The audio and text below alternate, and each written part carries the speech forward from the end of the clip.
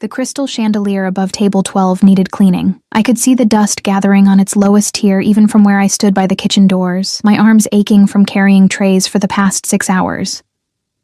The scent of expensive cologne and aged wine mingled with the sharp tang of lemon from the polishing cloth tucked in my apron pocket. My feet screamed inside my cheap ballet flats. The ones I'd resoled myself because buying new ones meant choosing between shoes and groceries. Giovanni's was the kind of restaurant where Silicon Valley executives brought their mistresses and old money families celebrated in hushed, refined tones. I was invisible here. Just another server in black slacks and a white button-down, weaving between tables with practiced efficiency, my face a mask of professional pleasantness that hid the exhaustion threatening to pull me under. Table 7 needs water, Marcus hissed as he passed me, his arms loaded with dirty plates. And 12 just sat down, VIP section. I nodded, grabbing a pitcher of sparkling water, my reflection wavering in its glass surface. 26 years old, and I looked 40. Dark circles I couldn't afford to conceal properly. Hair pulled back so tightly my temples throbbed. This was what 3 jobs and a mountain of my mother's medical bills looked like. The VIP section occupied the back corner of Giovanni's, separated from the main dining area by frosted glass panels, etched with grapevines. I'd worked here 8 months and had only entered that space twice. Both times my hands had trembled so badly, I'd nearly dropped a bottle of wine that cost more than my rent. I pushed through the glass door, and the temperature seemed to drop 10 degrees. 4 men sat at table 12. 3 of them wore dark suits that probably cost more than my car, if I still had a car.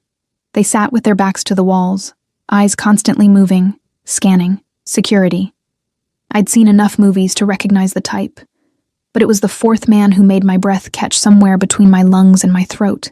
He sat facing the entrance, positioned so he could see every exit, every entrance, every vulnerable point in the room. Silver hair swept back from a face that couldn't decide whether it belonged to a Roman senator or a Renaissance painting. Maybe 60, maybe older. It was impossible to tell. Age had carved him into something more rather than less. Sharp cheekbones, a jaw that could cut glass, eyes the color of smoke and steel that tracked my approach with predatory precision. His suit was black, perfectly tailored, with a charcoal shirt underneath and no tie. A watch that glinted platinum caught the light as he lifted a hand, just slightly, barely a movement at all, and the 3 other men went silent. The scent reached me before I reached the table. Cedar and gunpowder, expensive tobacco and something darker. Something that made my hindbrain scream warnings my body was too tired to heed. "Good evening, gentlemen." My voice came out steady. Years of customer service had taught me how to lie with tone. "Can I start you off with something to drink?" The 3 security types ordered without looking at me. Scotch, neat, bourbon, rocks, sparkling water with lime, but he said nothing. Just watched me with those storm cloud eyes, his gaze moving across my face like he was reading something written there in a language only he understood. "And for you, sir," I forced myself to meet his eyes. Forced myself not to look away, even though everything in me wanted to drop my gaze, to submit to whatever silent demand radiated from him like heat from asphalt in summer. "What's your name?" His voice was gravel and silk, accented, Italian, but smoothed by years of English until it became something uniquely his own. "Lily, sir." I shifted the water pitcher to my other hand, my fingers cramping. "What would you like to drink, Lily?" He said it like he was tasting it, testing how it felt in his mouth. "You've been on your feet too long. Your left ankle. You're favoring it." Ice skated down my spine. I'd turned my ankle 4 hours ago, stumbling over a chair some tech bro had pushed back without looking. I'd been so careful not to limp. "I'm fine, sir. What can I—" "Sit down." It wasn't loud, wasn't harsh, but the command in those 2 words hit me like a physical force. The 3 other men shifted, watching, waiting. I can't. I'm working and— "Sit. Down." He pulled out the chair beside him, not across from him, beside him, his movements economical and controlled. "Your manager won't object. He was right, and we both knew it. Men like this didn't get told no, not at Giovanni's, not anywhere." I could already see Marco, the floor manager, watching through the frosted glass, his expression carefully neutral. Whatever this man wanted, Marco would make sure he got it. My legs folded before my brain fully processed the decision. I sat, the chair still warm from whoever had occupied it before, and set the water pitcher on the table with a hand that had started to shake. Up close, he was devastating. A scar cut through his left eyebrow, pale and old. His hands rested on the table, broad and scarred across the knuckles, a heavy signet ring on his right index finger engraved with a symbol I couldn't quite make out. "How much do you owe?" he asked. The question punched the air from my lungs. "Excuse me?" "Medical bills. I assume that's what has you working yourself to death across 3 jobs." He lifted one hand, and one of the security men immediately produced a phone, which he slid across the table. "You have the look of someone drowning. How much?" My mouth opened, closed. Heat flooded my face, shame and anger mixing into something toxic. "That's none of your business, and I need to—" $347,000. His eyes never left mine. "Your mother. Stage 4. The experimental treatment that insurance won't cover." The world tilted sideways. The chandelier above us swayed. Or maybe that was just my vision going dark at the edges. "How do you—" "I make it my business to know things." He leaned back, and the movement made him seem larger somehow, like he took up more space than physics should allow. "You're going to lose her. The treatment won't work. It's too late." "Stop." The word came out broken. "You have no right, but you'll spend every cent you have, and every cent you'll ever make trying anyway, because that's who you are. That's what you do." Something flickered in those gray eyes. Not pity. Something else. Something that made my skin feel too tight. "I'm going to make you an offer, Lily. I don't want—" "Your mother's bills. Paid in full. The best hospice care money can buy for whatever time she has left. Enough money left over to let you stop killing yourself like this." He paused. "In exchange, you have dinner with me. Here. Tomorrow night. 7 o'clock. The words didn't make sense. Couldn't make sense. I laughed. A sharp, slightly hysterical sound that made the security men tense. "That's insane. You're insane. I don't even know you, and you're offering me, what, $300,000 for a dinner date?" Yes, just that. Just yes. Like it was the most reasonable thing in the world.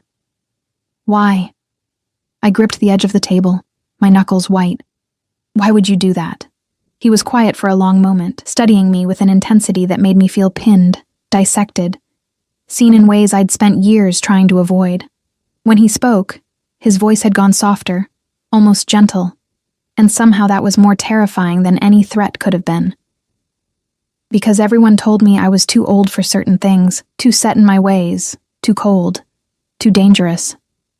His lips curved into something that might have been a smile on a different face. "And because you're the first person in 20 years who looked me in the eye without fear or calculation. Just exhaustion. Just humanity. I don't understand. You will." He stood, and the 3 security men immediately rose with him, their movements synchronized like dancers who'd practiced the same routine 1,000 times. "Tomorrow, 7 o'clock, wear whatever you want. You'll look beautiful regardless." He turned to leave, and panic seized my chest. This was crazy. Dangerous. Wrong in ways I couldn't even articulate. But $347,000. My mother, comfortable and pain-free instead of suffering in our roach-infested apartment. The possibility of sleep, real sleep, for the first time in 3 years. I didn't say yes, I called after him. He paused at the frosted glass door, glancing back over his shoulder. The light caught his profile, throwing half his face into shadow, and for a moment he looked like something from a Renaissance painting of the devil, beautiful and terrible and utterly inhuman. "You will." And then he was gone, leaving nothing but the scent of cedar and gunpowder and a business card on the table where his hand had rested. Black, expensive cardstock with a single name embossed in silver, Salvatore Constantino.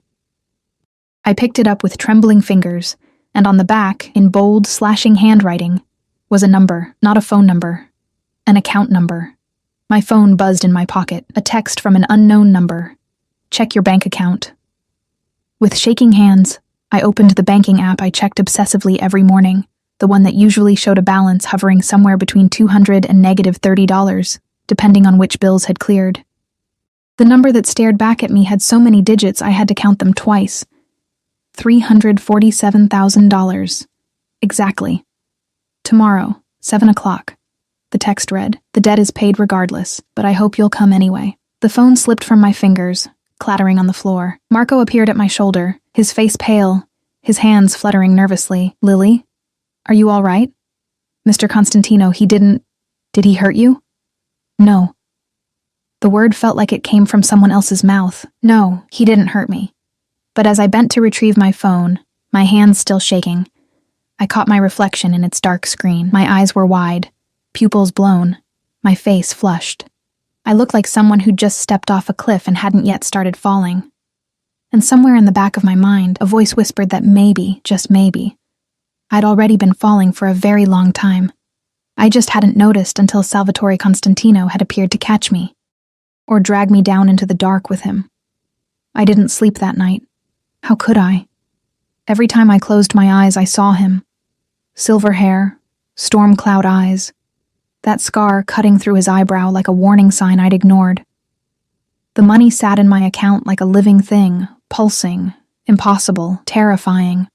I'd checked it 17 times between midnight and dawn, half convinced it would vanish, that I'd imagined the whole thing in some exhaustion-induced hallucination, but it was real. $347,000. Real. At 6 a.m., I called the hospice facility I'd been researching for months, the one with the gardens and the private rooms and the pain management specialist who actually gave a damn.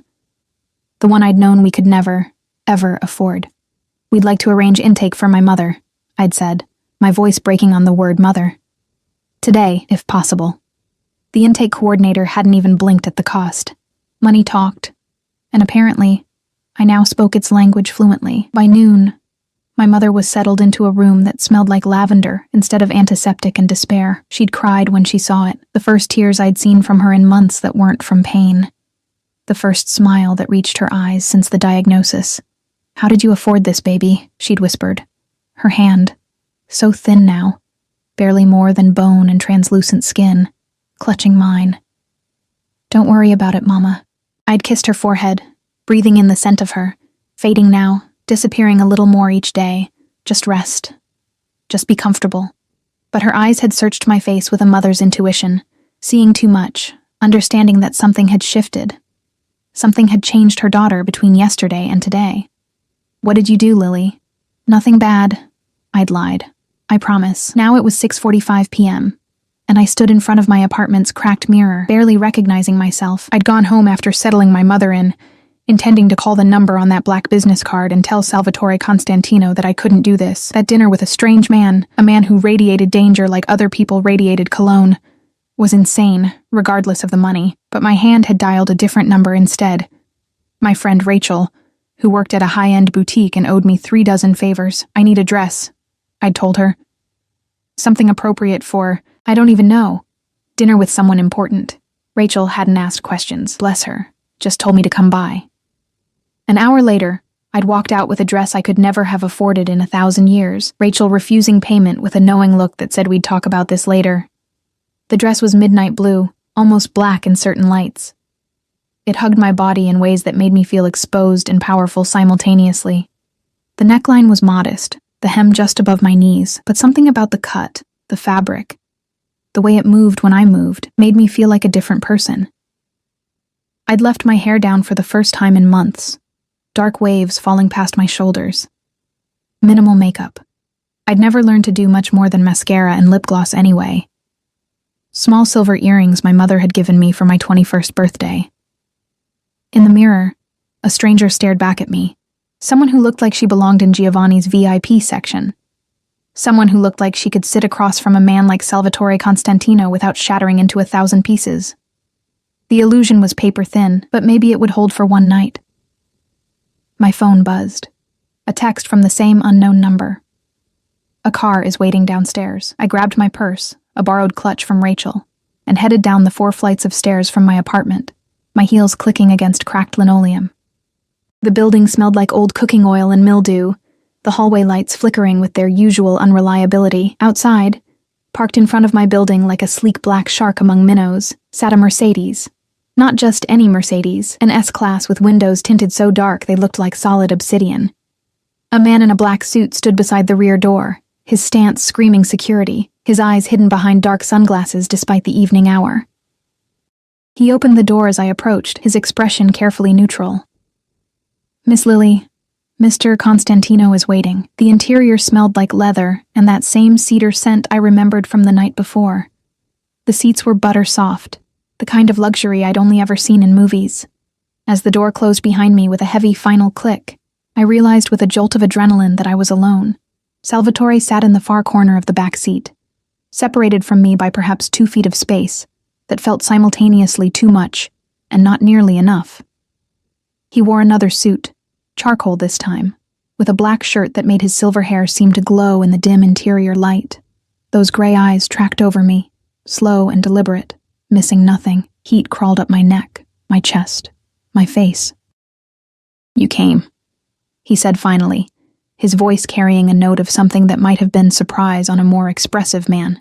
"You paid my mother's bills." I clutched my purse in my lap, knuckles white. "I keep my word." Most people would have taken the money and disappeared. The car pulled smoothly into traffic, the driver invisible behind a privacy partition of dark glass. "Run, change their number, moved." "I'm not most people. No." His lips curved into that almost smile again. "You're not." Silence settled between us, heavy with unasked questions. The car glided through the city, past buildings I recognized and then past ones I didn't, into neighborhoods where the streets were cleaner, the cars more expensive, the people more carefully polished. "Where are we going?" I finally asked, when the silence had stretched so long it felt like a physical presence, somewhere private. He shifted slightly, and I became hyper-aware of how close he was, how the scent of cedar seemed to wrap around me like smoke. Giovanni's is too public, too many eyes, too many ears. Fear spiked through my chest, sharp and sudden. "I thought we were having dinner." "We are." He must have seen something in my face because he added more gently, "I'm not going to hurt you, Lily. You have my word. The word of a man I don't even know." But even as I said it, I realized I was assessing him differently now. The security detail, the expensive car, the way the manager at Giovanni's had practically trembled when Salvatore walked in. The fact that he'd known my mother's medical bills down to the dollar. "You know who I am," I said slowly. "But I don't know who you are, not really." The name on the card, Salvatore Constantino, it sounds familiar, but I can't place it. "Good." He reached into his jacket pocket, and every muscle in my body tensed until he withdrew only a phone. "It means you don't spend your time reading crime reports or following organized crime coverage. Organized crime." The words hit me like ice water. "You're many things." He pocketed the phone again. "But primarily, I'm a businessman who operates in spaces where the law becomes flexible. A criminal. That's one word for it. No denial. No justification. Just calm acceptance of what he was." I should have asked the driver to stop. Should have demanded to be let out. Should have run screaming from this car and this man and the dark current of danger that swirled around him like an undertow. Instead, I heard myself ask, "Why me?" The car turned down a tree-lined street, where mansions sat behind iron gates and stone walls. Salvatore was quiet for so long I thought he wouldn't answer. When he finally spoke, his voice had gone lower, rougher, like the words were being pulled from somewhere deep. "I'm 62 years old, Lily. I've built an empire on blood and fear and the kind of brutality most people can't imagine. I've done things that would make you sick if you knew. Things I can't undo. Things I wouldn't undo, even if I could." He turned to face me fully, and the intensity in his eyes made my breath catch. "Everyone. My associates, my enemies, even my own family. They all said I was too old for certain things. Too cold. Too far gone. That I'd traded whatever humanity I had left for power decades ago." His hand lifted, and I went very still as his fingers brushed a strand of hair back from my face. The touch was gentle, reverent, completely at odds with everything he'd just said. And then you looked at me like I was just a man. Tired. Human. Not a monster or a myth or a means to an end. A man. I didn't know who you were. Exactly. His hand dropped away, but I could still feel the ghost of his touch against my skin. "Do you understand what that's worth? To be seen as human by someone who has no reason to pretend?" The car pulled through a gate that opened automatically, revealing a driveway that curved through manicured gardens toward a house that belonged on magazine covers. Modern architecture mixed with old-world elegance, Stone and glass and soaring spaces lit from within like a jewel box. "This is your home?" I breathed. "One of them." The car stopped beneath a portico, and immediately the door opened. Not the driver this time, but another security man, this one older, with silver threading through his dark hair and eyes that assessed me like a threat, before dismissing me just as quickly. Salvatore exited first, then extended his hand to help me out. I hesitated only a moment before taking it. His palm was warm, calloused, his grip firm enough to steady me, but gentle enough to let me pull away if I wanted. I didn't want to. The realization should have terrified me. Instead, it settled into my chest like something that had always been there, just waiting for me to notice. Inside, the house was breathtaking. Marble floors reflected light from crystal chandeliers. Art that looked like it belonged in museums hung on walls painted in rich, warm tones. A staircase curved upward to a second floor, and through an archway I could see what looked like a formal dining room, but Salvatore led me past all of it, down a hallway lined with photographs I didn't have time to examine, to a room at the back of the house. Floor-to-ceiling windows overlooked gardens lit with soft golden lights. A table had been set for two, white linens, crystal glasses, silver that gleamed like moonlight. Candles flickered in the center, their flames dancing in a breeze I couldn't feel. "It's beautiful," I whispered. "Sit."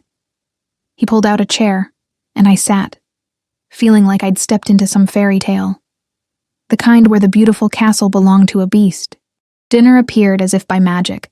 Staff who materialized and vanished like ghosts, leaving behind courses that smelled like heaven, and probably cost more than I used to make in a week. Salvatore ate slowly, precisely, his table manners impeccable. We talked. About nothing. About everything. He asked about my mother, and I found myself telling him things I'd never told anyone. How guilty I felt that I sometimes resented her illness, how terrified I was of the moment she'd leave me, how exhausted I was from trying to be strong enough for both of us. He listened like every word mattered. Like I mattered. "And you?" I asked finally, emboldened by wine and the surreal intimacy of the moment. "Do you have family?" Something shuddered in his expression. "I had a wife. Once. A long time ago. What happened? She died. Flat. Final. A door slammed shut. 23 years ago. Cancer. I had all the money in the world and it didn't matter. Couldn't save her." My hand moved before I could think, reaching across the table to cover his. "I'm sorry." He stared at our joined hands, like he'd forgotten what comfort looked like. When his eyes met mine again, they blazed with something fierce and hungry and desperate. "Don't do that," he said roughly. "Don't make me feel things I can't afford to feel." "Why not?" "Because men like me don't get happy endings, Lily. We get blood and betrayal and eventual bullets. And anyone close to us gets caught in the crossfire." I should have pulled my hand back, should have stood up and walked away, should have remembered that this was a fairy tale. And fairy tales with beasts never ended well for the innocent girl, but I didn't pull away. Instead, I asked the question that had been burning in my chest since the moment he'd made his offer. "What do you really want from me?" His hand turned beneath mine, his fingers threading through mine, holding on like I was the only solid thing in a world gone liquid. "Everything," he said simply. "I want everything you're willing to give. And then I want more. I want to keep you safe and see you smile without exhaustion behind your eyes. I want to hear you laugh like you mean it. I want..." He stopped abruptly, his jaw clenching. "You want what?" I prompted, my heart hammering against my ribs. "I want to be someone different than who I am. Someone who deserves you." His thumb traced circles on the back of my hand, the touch sending electricity up my arm. "But I can't be. So instead, I'll take whatever scraps of your time you're willing to give me and pretend, for a little while, that I'm just a man having dinner with a beautiful woman. Not a monster, not a killer. Just a man." The vulnerability in those words broke something inside me, or maybe it built something. I couldn't tell anymore where my fear ended and something else, something dangerous and intoxicating began. "Salvatore," I started, but he shook his head. "Call me Sal, please. When it's just us, Sal." The name felt intimate on my tongue. "I should go. This is too much. Too fast. Too..." "Yes." He released my hand, but his eyes held me captive. "You should run. You should never look back." You should forget this night and me and everything about this. But his smile was sharp enough to draw blood. But you won't. Because you felt it too, didn't you? That moment when the world shifted, and suddenly everything else felt like it was in black and white, and this, us, here, now, was the only color left. He was right, and we both knew it. The beast had shown me his castle, his vulnerability, his hunger. And I'd walked in anyway, eyes wide open, knowing exactly what kind of story this was, the kind that ended in ruins or salvation. And sitting there in the candlelight, Salvatore Constantino's gray eyes burning into mine, I realized I didn't care which. The next 3 weeks unraveled like a fever dream I couldn't wake from, and didn't want to. Sal didn't push, didn't demand, didn't call every day, or show up at my apartment unannounced. Instead, he appeared in my life like gravity, inevitable, inescapable, pulling me into his orbit one carefully measured increment at a time. The first week, he sent flowers to the hospice, not to me, to my mother. White roses, her favorite, with a card that read simply, "So she knows her daughter is cherished." My mother had held that card for an hour, her thin fingers trembling, her eyes searching my face with questions I couldn't answer. "He must be very special," she'd whispered. "He's dangerous, Mama. All the best ones are, baby." The second week, Sal invited me to an art gallery opening. Black tie, I'd worn the blue dress again, I didn't have anything else, and he'd appeared at my building in that same sleek Mercedes, stepping out to open my door himself this time, the security detail hovering at a discreet distance. At the gallery, people had parted for him like the Red Sea. Whispers followed us, his name, spoken with equal parts reverence and fear. Important men in expensive suits had approached to pay their respects, their eyes sliding over me with curiosity and calculation. Women in diamonds had watched him with hunger thinly veiled as sophistication, but his hand had stayed at the small of my back all night, possessive and warm, anchoring me to his side like I belonged there. "You're staring," I told him at one point, caught between a Rothko and his unwavering gaze. "I'm memorizing." His fingers had traced the line of my spine through the fabric of my dress, the touch burning like a brand. The way you look at art, like you're trying to find pieces of yourself in it. That's what art is for, isn't it? Reflection? For some. His voice had dropped lower, meant only for me in a room full of people. I look at you and see everything I thought I'd buried 23 years ago. Hope. Softness. The possibility of something beyond blood and business. I'd turned to face him fully then, aware of the eyes on us, not caring. "You're trying to scare me away." "Yes. It's not working. I know." And he'd smiled, a real smile this time, not that sharp almost thing, but something genuine and devastating. That's what terrifies me. The third week, everything changed. It started with a phone call at 2 a.m. I'd been dreaming, formless, anxious dreams where I was running through endless corridors, when my phone's shrill ring jerked me awake. Unknown number. "Hello?" My voice came out rough with sleep. "Lily." Sal's voice, sharp with something I'd never heard before. Urgency. Fear, maybe. "I need you to listen very carefully. In exactly 3 minutes, 2 of my men will knock on your door. You're going to go with them. Don't pack anything. Don't ask questions. Just go." Ice flooded my veins. What's happening? Someone found out about you. A pause, filled with the sound of movement, voices in the background. Someone who wants to hurt me is going to try to hurt you instead. The men will take you somewhere safe. Don't fight them. Don't run. Just trust me. Sal, do you trust me, Lily? Did I? This man I'd known less than a month, this criminal who'd bought his way into my life with blood money and beautiful lies, this beast who looked at me like I was something precious instead of convenient. "Yes," I whispered, and meant it. "Good. Go. Now, I'll find you when it's safe." The line went Exactly dead. 3 minutes later, the knock came. 2 men I'd never seen before, both wearing the same dark suits, the same carefully neutral expressions. One was younger, maybe 30, with a scar running from his ear to his jaw. The other was older, built like a tank, with kind eyes that didn't match his profession. Miss Lily, the older one said, we need to leave. Now. I grabbed my phone, slipped my feet into sneakers, and followed them out in my pajamas, an old college t-shirt and flannel pants. The building was silent, dark, everyone asleep as we descended the stairs and slipped out a back exit I hadn't known existed. A different car waited, still black, still expensive, but an SUV this time with bulletproof glass so thick I could see the layers when the dome light caught it just right. We drove for hours, out of the city, into suburbs, then into countryside I didn't recognize. No one spoke. The younger man drove with precision that spoke of military training. The older one sat in the back seat with me, his hand resting casually near a gun I could see outlined beneath his jacket. Dawn was breaking when we pulled up to a house hidden behind trees and a gate that looked like it could withstand a tank assault. Modern, angular, all glass and steel perched on a hillside overlooking nothing but forest. Inside, the house was sparse but expensive. Minimalist furniture. Security monitors in every room showing feeds from dozens of cameras.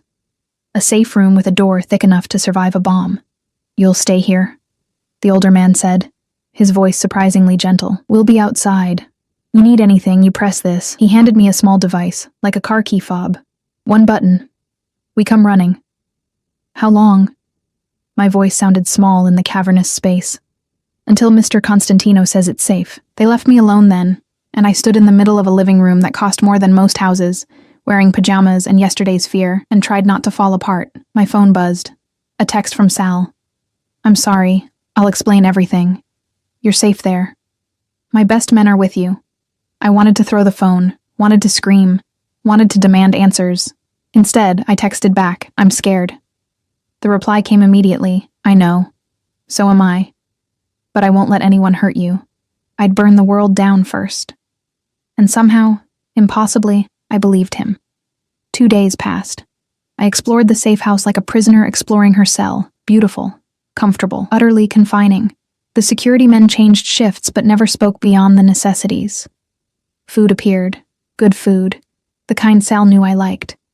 Someone had packed clothes in my size, toiletries, everything I might need. Everything except freedom, everything except answers. On the third day, Sal came. I heard the cars first, multiple engines, the crunch of tires on gravel, then voices, sharp and urgent. I moved to the window and saw him striding toward the house, his silver hair catching the afternoon light, his face a mask of controlled fury. He looked like he hadn't slept, like he'd aged a decade in 3 days. The door opened, and he was there, filling the space, his eyes finding me immediately and doing a sweep that cataloged every inch of me, checking for damage, for fear, for anything wrong. You're okay, he said. And it wasn't a question. Am I? I crossed my arms, suddenly furious. I've been locked in a gilded cage for 3 days with no explanation, no contact, nothing. Men with guns watching my every move. So you tell me, Sal, am I okay? He moved toward me, and I backed up instinctively. Pain flickered across his features, there and gone so fast I might have imagined it. Don't. His voice was rough. Don't be afraid of me. Be angry. Hate me. But don't fear me. Not you. Then tell me what's happening. Tell me why I'm here. He exhaled slowly, running a hand through his hair, the first uncontrolled gesture I'd ever seen from him. There's a man. Dmitry Volkov. Russian. He and I have been competing for territory, business, power, the usual dance. And he found out about you.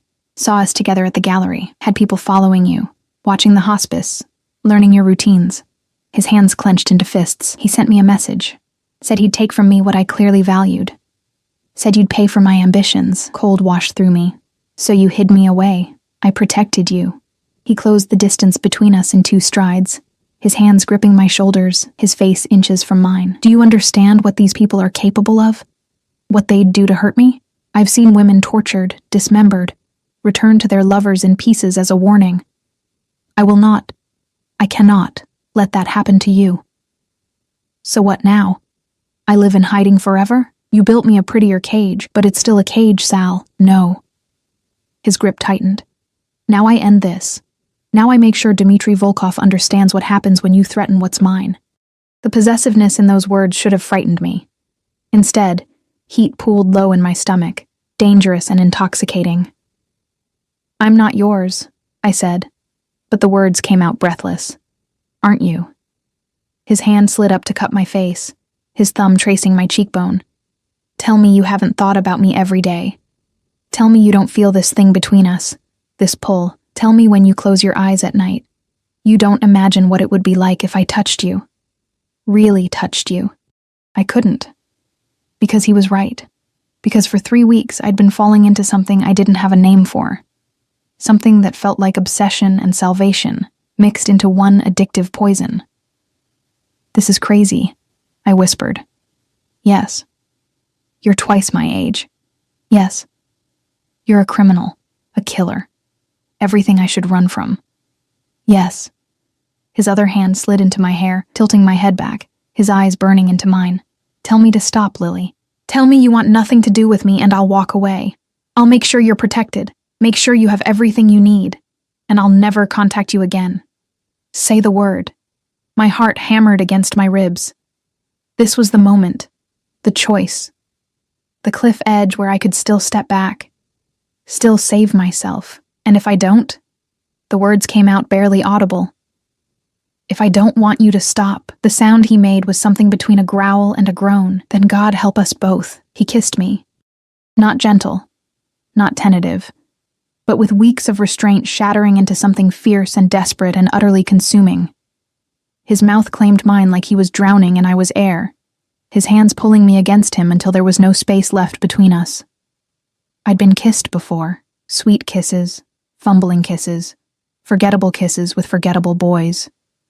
This was something else entirely. This was fire and possession, and a hunger that threatened to devour us both. His tongue swept into my mouth, tasting, claiming, and I met him with equal desperation, my hands fisting in his shirt, pulling him closer, needing more.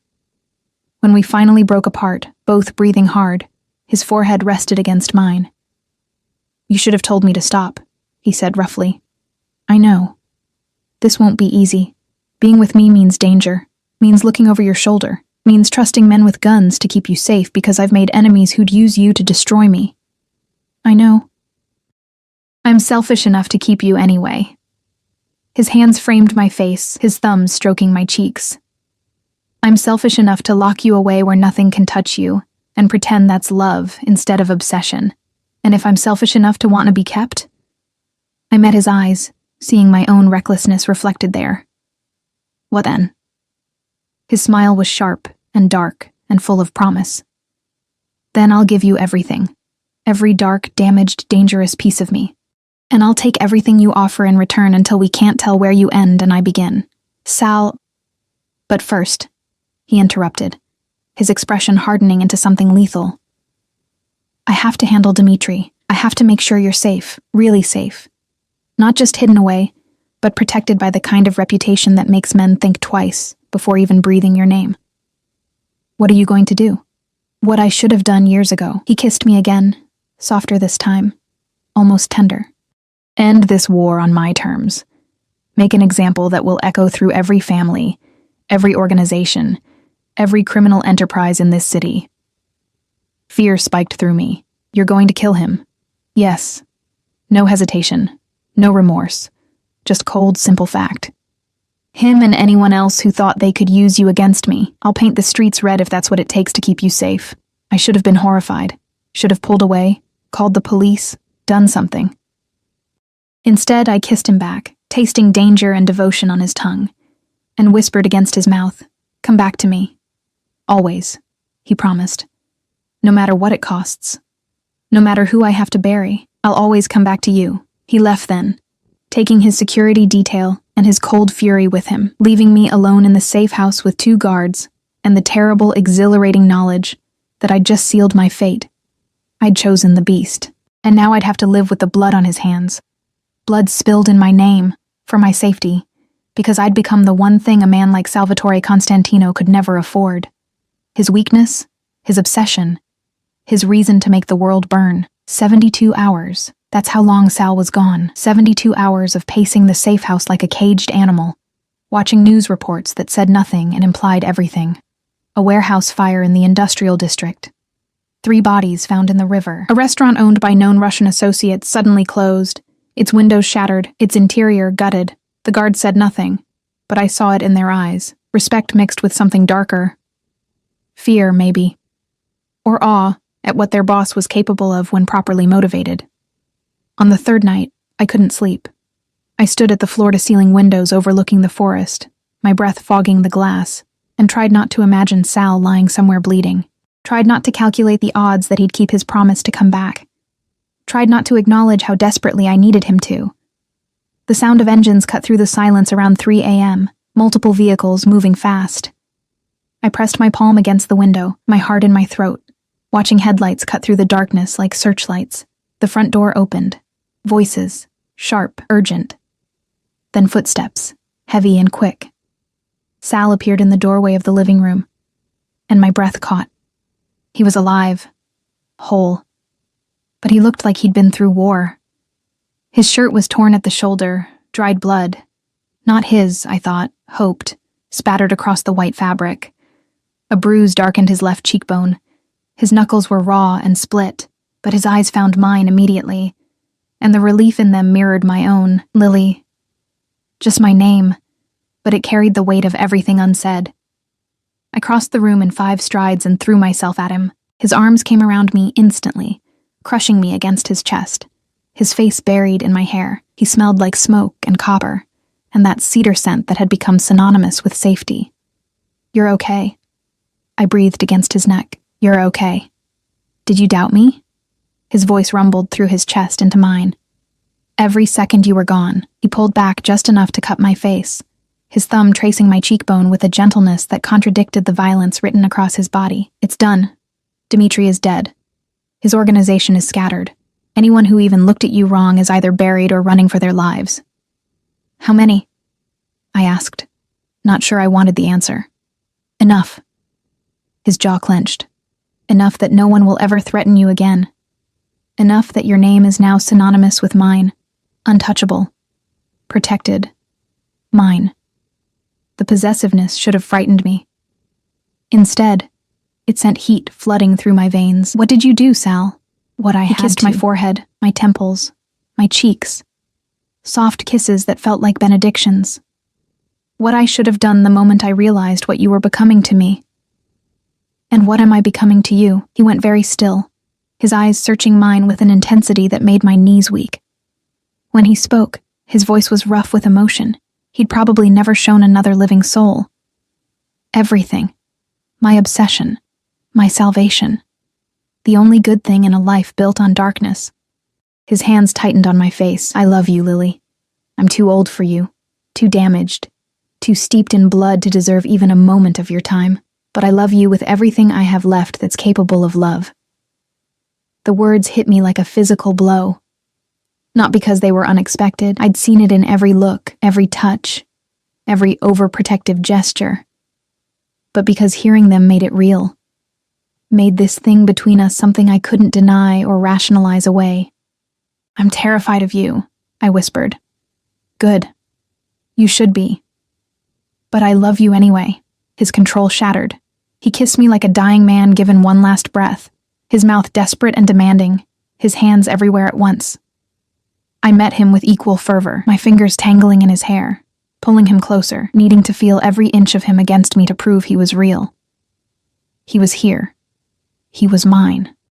He lifted me without breaking the kiss, my legs wrapping around his waist as he carried me through the house to the bedroom I'd been using. The door slammed shut behind us, and he laid me on the bed with surprising gentleness, his body covering mine, his weight anchoring me. "Tell me to stop," he said against my mouth, even as his hands mapped my body through my clothes. "Tell me this is too fast, too much, don't stop." I pulled him down to me, my hands working at the buttons of his ruined shirt. "Don't you dare stop." What happened next was fire and possession, and a claiming that went soul deep. He touched me like I was precious and fragile and utterly his. Like he was memorizing every sound I made, every place that made me gasp, every way to unravel me completely. And when he finally made me his in every way possible, when our bodies joined and moved together in a rhythm as old as time. I looked into his storm-cloud eyes and saw my own devotion reflected back at me. This was madness. This was destruction wrapped in silk sheets and whispered promises. This was love in its most dangerous, all-consuming form. Afterward, we lay tangled together, my head on his chest, his fingers tracing lazy patterns on my bare shoulder. The first hints of dawn painted the sky outside the windows. What happens now? I asked quietly. Now? He pressed a kiss to my hair. Now I take you home. Not to your apartment. That's not safe anymore. To my home. Our home. And I spend the rest of my life making sure nothing ever touches you. That sounds like another cage. Perhaps. His arms tightened around me. But this time you'll have the key. You can leave anytime you want. I won't stop you. You say that now. I mean it. He tilted my chin up to meet his eyes. I'm many things, Lily. A killer. A criminal. A man who's done unspeakable things in the name of power. But I won't cage you. I won't trap you. You stay because you choose to. Or you don't stay at all. I studied his face. The scar through his eyebrow, the new bruise on his cheek, the silver hair that made him look distinguished instead of old. 62 years of life and violence and loss had carved him into something beautiful and terrible. And he was offering me freedom, even as everything in him screamed to keep me locked away, where nothing could hurt me. I choose to stay, I said. Relief flooded his features. Why? Because you're the first person in 3 years who's made me feel like something other than a burden or a servant or a daughter watching her mother die. Because when you look at me, I feel seen. Really seen. I touched his face, feeling the stubble scratch against my palm. And because I've never felt safer than when I'm with the most dangerous man I've ever met. You're insane. Probably. I smiled against his chest. But so are you for wanting me. They said I was too old for love. His voice carried a note of wonder. Said I was too cold. Too far gone. Too much of a monster to feel anything real. What do you say? He rolled us over until I was beneath him, his body sheltering mine, his eyes blazing with everything he felt. I say they were wrong. I say I was just waiting for someone brave enough, or foolish enough, to see past the monster to the man underneath. And if I see both, the monster and the man, then you're the only one who ever has. He kissed me slowly, thoroughly, until I was breathless and aching, and I'll spend every day proving I'm worth the risk you're taking. We left the safe house the next morning. The drive back to the city was different this time. Sal sat close, his hand never leaving mine, his thumb stroking circles on my palm. The security detail had doubled. 2 cars ahead of us, 2 behind, all of them filled with armed men whose job was now to protect me as fiercely as they protected him.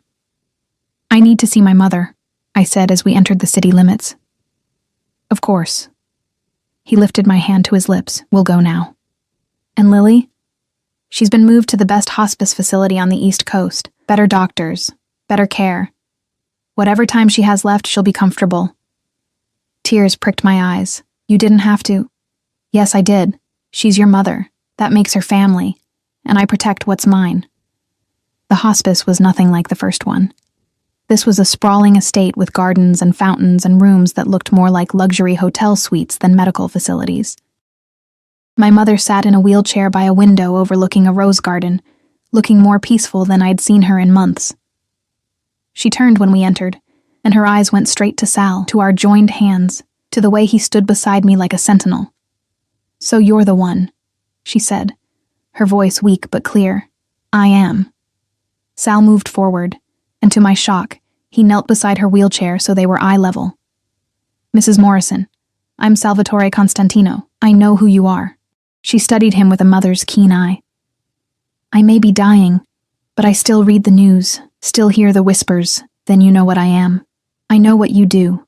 She touched his face with her thin hand, the gesture so unexpected that Sal went completely still. But I also know what you've done for my daughter. The bills you paid, the burden you lifted, the way you look at her like she hung the moon. She did, Sal said simply. My mother's eyes filled with tears. You love her, more than my own life, and you'll protect her, even from yourself if necessary? He didn't hesitate. Always. She nodded slowly, then looked at me. Come here, baby. I knelt beside Sal, and my mother took both our hands, placing mine in his. "I don't have much time left," she said. "Maybe weeks, maybe days. But I need to know before I go that you'll be okay, that you'll have someone. Mama, don't... Let me finish."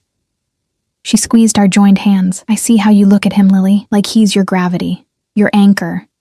And I see how he looks at you, like you're his redemption." She turned to Sal. Promise me you'll take care of her when I'm gone. That you'll love her even when she's difficult, even when she's grieving, even when she pushes you away." "I promise," Sal said, his voice rough with emotion. "On my life, on my honor, on everything I am. I promise." My mother smiled, and it was the first truly happy smile I'd seen from her since her diagnosis. "Then I can go in peace." I broke then, sobbing against Sal's shoulder, while he held me and my mother stroked my hair. The three of us bound together in that moment by love and loss, and the strange, impossible path that had brought us here. 3 days later, my mother passed in her sleep, peacefully, without pain, surrounded by flowers and soft music, and the knowledge that her daughter would be cared for. Sal held me through the funeral arrangements, through the service, through the moment when they lowered her into the ground and I thought I might follow her into the earth. He held me through my grief without trying to fix it, without platitudes, just steady and solid and there. And when I finally emerged from the fog of loss 3 weeks later, I found him waiting, not demanding, not pushing, just waiting. "What now?" I asked him one morning, standing in the bedroom of the house that had become ours, watching the sun rise over a city he ruled from the shadows. He came up behind me, wrapping his arms around my waist, his chin resting on my shoulder. "Now you heal. Now you live. Now you let me love you the way you deserve to be loved. Fiercely, completely, without reservation." "They'll always talk, you know," I leaned back against him, "about the age difference, about what you are, about how a girl like me ended up with a man like you. Let them talk." His lips brushed my temple. "They said I was too old for love, too cold, too dangerous.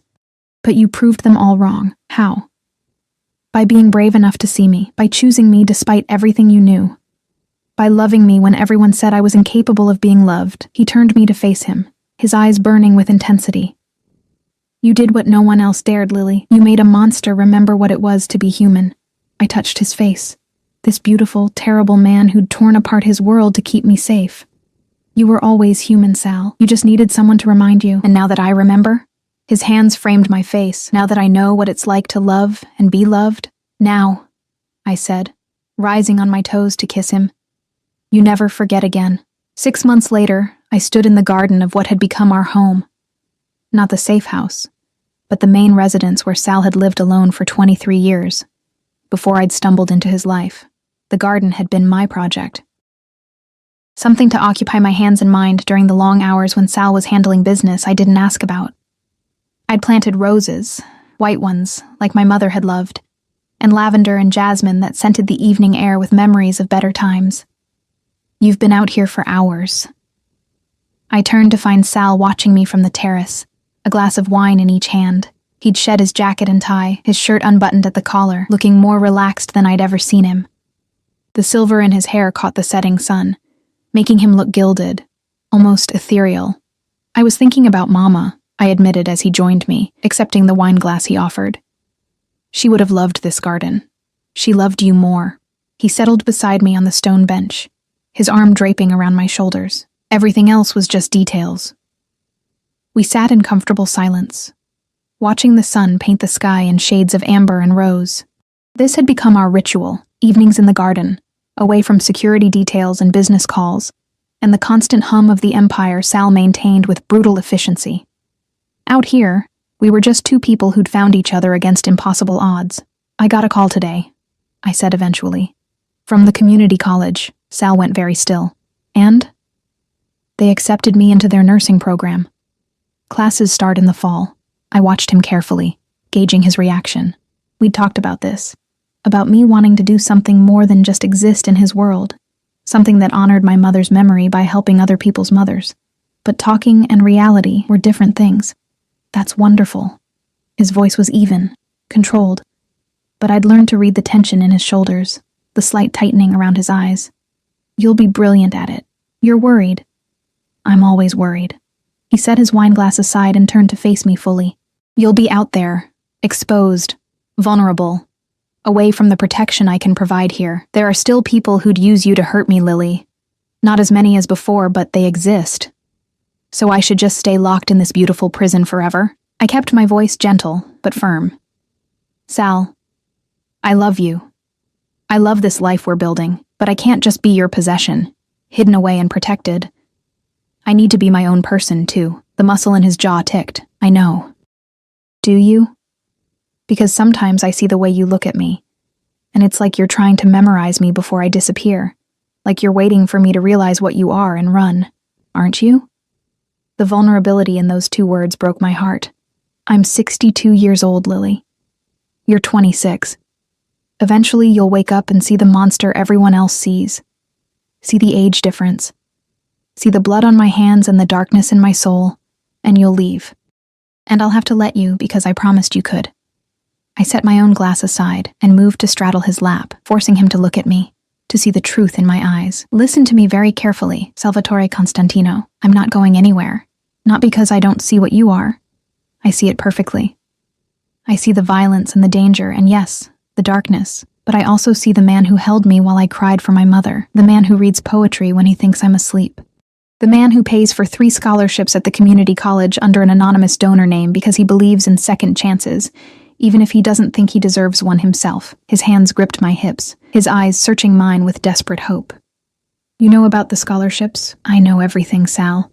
I pay attention. I see you. I cupped his face, feeling the stubble scratch my palms. And yes, you're older than me. Yes, our relationship is complicated and dangerous, and probably dysfunctional by normal standards. But I don't want normal. I want you. I want this. I want the man who was supposedly too old for love, but loves me so fiercely it terrifies us both. You make it sound simple. It is simple. I love you. You love me. Everything else is just noise. He pulled me against him, his face buried in my neck, his shoulders shaking slightly. It took me a moment to realize he was crying. Silent tears that soaked into my shirt. I never thought I'd have this again, he whispered against my skin. After Maria died, I locked everything away, convinced myself I was better off cold, better off alone. And then you looked at me like I was just a man, and everything I'd buried came roaring back.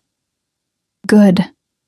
I held him tighter, because that man, the one who feels and loves and hopes, that's the man I fell in love with, not the boss. Not the legend. Just Sal. He pulled back, his eyes red-rimmed but clear, and kissed me with a tenderness that made my heart ache. Go to nursing school. Chase your dreams. Be your own person. But promise me you'll let me keep you safe. Promise me you'll accept the security detail. The precautions. All of it. 2 guards, I negotiated. Not 10, and they stay outside the classroom. 4 guards. 2 inside, 2 outside. 3, final offer. His lips twitched. You drive a hard bargain. I learned from the best. I kissed him again, softer this time. We'll make this work, Sal. The age difference, the danger, the complicated mess of our lives, we'll figure it out together. Together, he repeated, like he was testing the word. I haven't had a together in 23 years. Well, you have one now. Get used to it. The next 4 months passed in a blur of new routines and unexpected joy. I started classes, throwing myself into anatomy and pharmacology and patient care with an enthusiasm I hadn't felt since before my mother got sick. Sal had been right to worry. There were incidents. A car that followed me too closely. A man who asked too many questions. A threat spray-painted on my car. But each time, Sal's security detail handled it with ruthless efficiency. And each time, Sal held me afterward, his hands shaking slightly with the fear he'd never fully voice. I can't lose you, he'd whisper in the dark. I survived losing Maria because I had nothing left to lose. But you're everything. If something happened to you, there wouldn't be enough of me left to rebuild. Then it's a good thing I'm careful, I'd tell him, and well protected, and stubborn enough to survive anything. But the real test came on a Tuesday in October. I was leaving campus, my backpack heavy with textbooks, my mind preoccupied with an upcoming exam. The security detail, 3 men now, a compromise we'd reached, flanked me at a discreet distance. A black sedan pulled up beside me. Different from Sal's cars, wrong in ways I couldn't articulate but felt in my bones. The window rolled down, and a man I didn't recognize leaned out. Young, maybe 30, with cold eyes and a smile that made my skin crawl. "Lily Morrison?" he asked. "Or should I say Lily Constantino? I hear that's what the old man calls you now." My guards moved immediately, positioning themselves between me and the car. But the man just laughed. "Relax. I'm not here to hurt her. Just delivering a message." He pulled out a phone, showed me the screen. A photograph of Sal leaving a restaurant downtown. "Tell your man that the Italians aren't happy about the Volkov situation, that he made enemies when he butchered Dmitri, that there's a price on both your heads now." Terror lanced through me, but I forced my voice steady. "Tell them to come try. See what happens." "Oh, we will." His smile widened. "But first, we wanted you to know, wanted you to live with the fear, wanted the old man to watch you looking over your shoulder, waiting for the bullet that could come any day. That's the real punishment. Not death, but the anticipation of it." The window rolled up, and the sedan pulled away. My lead guard, Marco, a former Navy SEAL who'd been with Sal for 15 years, immediately had his phone out. "Boss, we have a situation." Sal arrived at the campus within 10 minutes, his convoy of vehicles screeching to a halt in front of the library. He was out of the car before it fully stopped, his eyes wild, his face pale beneath his tan. "Are you hurt?" His hands ran over me, checking for injuries, his breath coming fast. "I'm fine, Sal, I'm fine. Just scared." "Who was it? What did they say?" His voice had gone lethal, cold in a way I rarely heard. Marco filled him in while Sal listened, his jaw clenching tighter with each word. When Marco finished, Sal pulled me against him so hard it almost hurt. "You're done with school," he said into my hair. "It's not safe. I'll hire private tutors. You can finish your degree from home, but you're not coming back here where I can't protect you. No." I pushed back enough to look at him. "No, Sal. That's exactly what they want. They want me scared, hiding, controlled. I won't give them that satisfaction." "Lily, I mean it." I gripped his shirt, forcing him to see the determination in my eyes. "You can add more security. You can sweep the campus daily. You can do whatever you need to do to feel like I'm protected. But I'm not quitting school. I'm not letting them win. You're asking me to watch you walk into danger every day." His voice cracked. "To send you out there knowing there are men who want to hurt you because of me. Because loving me painted a target on your back." "Yes." I touched his face, feeling him trembling beneath my hands. "I'm asking you to trust me, to trust your men, to trust that we're stronger together than they are apart. I can't lose you." It came out broken, desperate. "Lily, I can't. You won't." I kissed him, pouring every ounce of certainty I felt into it. "But you have to let me live, Sal. Really live. Not just exist in a golden cage, but live. That's what love is. Not possession, not protection at all costs, but trusting the person you love to make their own choices even when it terrifies you." He was silent for a long moment, his forehead pressed against mine, his breathing ragged. When he finally spoke, his voice was barely audible. "You're braver than I'll ever be." "No. I just have something worth being brave for." That night, Sal called a meeting. Not at the house, but at one of his legitimate businesses, a restaurant he owned downtown. I sat beside him at the head of a long table surrounded by men who looked like they'd stepped out of a Scorsese film. His captains, his lieutenants, the infrastructure of his empire. "This is Lily," Sal said, his hand resting possessively on my shoulder. "Some of you have met her. All of you know who she is, what she means to me." The men nodded, their eyes assessing me with varying degrees of respect and curiosity. "The Italians have made a threat against her. Against us."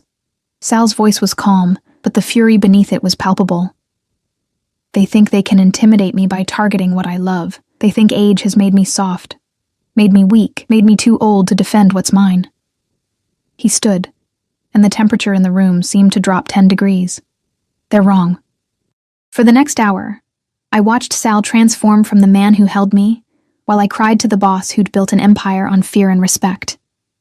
He laid out a strategy with military precision.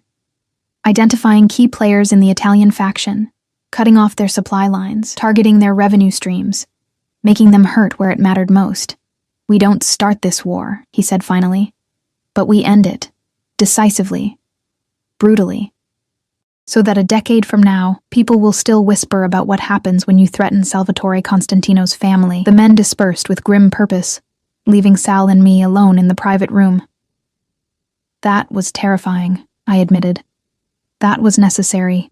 He pulled me into his lap, his arms wrapping around me like chains. "I won't apologize for what I am, Lily, for what I'm capable of. Those men threatened you. They sealed their own fate. I know. And I did. I'd accepted this, all of it, when I'd chosen to love him. Just come back to me when it's over. Whatever you have to do, whoever you have to become to keep us safe, just come back to me. Always." He kissed my temple, my cheek, my lips. I swear it.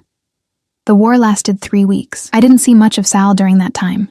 He'd leave before dawn and return after midnight, exhaustion and violence written across every line of his face. But he always came to our bed, always held me, always whispered that it was almost over.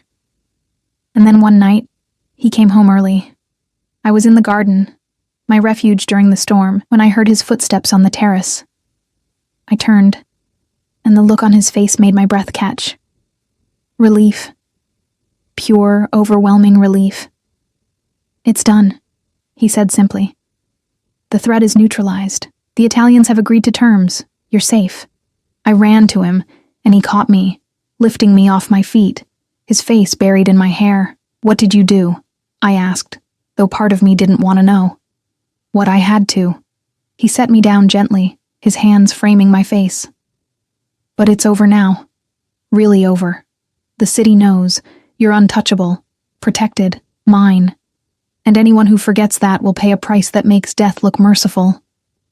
I should have been horrified, should have run from this man and his casual brutality. Instead, I kissed him, tasting relief and love, and the dark promise that he'd burn the world down before he'd let anyone hurt me. "Thank you," I whispered against his mouth. "For what?" "For proving them all wrong, for showing them that you're not too old for love, not too cold, not too far gone. You're just a man who loves fiercely and protects what's his." "Our," he corrected softly. "What's ours? This life, this love, this future we're building despite everything that should have kept us apart." "Ours," I agreed. 1 year later, I stood in a hospital room wearing scrubs, having just completed my first shift as a licensed practical nurse. My feet ached. My back hurt. I smelled like antiseptic and hard work. And I'd never been happier. Sal was waiting outside, leaning against his car, looking utterly out of place among the hospital staff coming and going. But his face lit up when he saw me. That rare, genuine smile that he saved only for me. "How was it?" he asked as I reached him. "Exhausting. Terrifying. Perfect." I melted into his embrace, feeling his arms come around me, solid and sure. "I helped save someone's life today, Sal. Actually helped. I'm proud of you." He kissed the top of my head, "More than you'll ever know." We drove home through the city he ruled, and I was learning to navigate on my own terms. The security detail followed at a distance. Still there, still vigilant, but less oppressive than they'd once been. We'd found a balance, Sal and I, between protection and freedom, between his need to keep me safe and my need to live my own life. That night, after dinner in the garden and wine on the terrace, Sal took my hand and led me upstairs to our bedroom. But instead of the passion I'd expected, he sat me on the bed and knelt before me, his storm cloud eyes serious. "What are you doing?" I asked, my heart suddenly hammering. From his pocket, he withdrew a small velvet box. They said I was too old for this, too set in my ways, too damaged to ever be anyone's husband again. Tears pricked my eyes. "Sal. But you did what no one else dared, Lily. You loved me anyway. You saw past the age, the violence, the darkness, and chose me. Every day, you choose me." He opened the box, revealing a ring that caught the lamplight, a sapphire the color of midnight surrounded by diamonds. "So, I'm asking you to choose me one more time. Marry me. Build this life with me. Let me spend whatever years I have left proving that love doesn't have an expiration date. Yes, the word came out choked with emotion. Yes, of course, yes. He slid the ring onto my finger with shaking hands, then pulled me down to the floor with him, holding me like I was the only thing keeping him anchored to this world. I love you, he whispered. My brave, beautiful girl who dared to love a monster. You're not a monster, I told him. The same truth I'd repeated 100 times. You're just a man who loves me, and I'm just a woman who's crazy enough to love you back. Crazy. He agreed, smiling against my lips. Definitely crazy, but happy. Deliriously happy. He kissed me, deep and slow and full of promise. They said I was too old for love, but you proved them wrong, amore mio. You proved them all wrong. And as we lay tangled together in the bedroom that had become ours, the sapphire on my finger catching the moonlight, I thought about the journey that had brought us here. From that first night at Giovanni's to this moment, engaged, in love, building a life that defied every expectation and broke every rule. They'd said he was too old, too cold, too dangerous, too far gone for redemption or love or anything resembling happiness, but I'd done what no one else had dared. I'd looked past all of it and seen just a man. A man who needed love as desperately as he needed air. A man who'd been waiting 23 years for someone brave enough to see him. And in return, he'd given me everything. Safety. Security. A love so fierce and protective it sometimes took my breath away. We were an impossible match, the aging crime boss and the young nurse. The monster and the innocent, the darkness and the light, but we were also simply Sal and Lily. Two people who'd found each other against impossible odds and chosen to build something beautiful from the wreckage of our pasts. They'd said he was too old for love. We'd proven them spectacularly, wonderfully, completely wrong. And in the warmth of his arms, with my future stretched out before me full of possibility and promise, I knew with absolute certainty that I'd do it all again, every dangerous moment, every terrifying choice, every step that had led me to him. Because love, real love, the kind that transforms and redeems and makes monsters remember their humanity, doesn't care about age or appropriateness or what society thinks is acceptable. It just is. And ours would burn bright enough to light the darkness for whatever years we had left together.